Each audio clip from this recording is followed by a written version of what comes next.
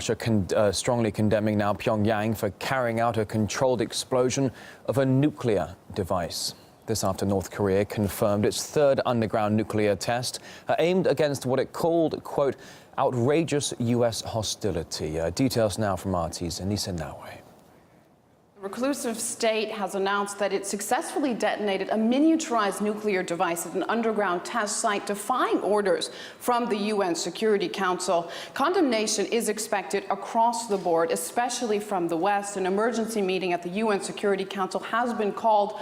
Ban Ki-moon and South Korea have already been vocal about their very serious concerns. Now, the main issue is that this puts North Korea one step closer to its goal of building a nuclear warhead small enough to mount on a long-range missile capable of reaching the United States. It's still early in Washington, but this is seen as a direct threat from a direct message, I should say, from new leader Kim Jong-un to President Obama just hours before he gives his annual State of the Union. Surely President Obama will react somehow, most likely by threatening more sanctions and further isolation. The big questions are, is that enough to, one, deter North Korea from its nuclear ambitions, and two, is that the right method of threats if there is a real danger of nuclear activity?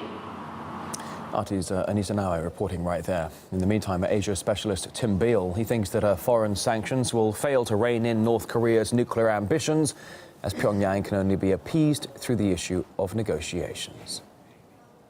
I don't know if anyone in the American top elite really thinks they will have an effect. They say they claim they think they will, but it's really uncertain. No country really changes policy under sanctions if the alternative, if what has been required of them is worse than the sanctions, and that is the case with North Korea.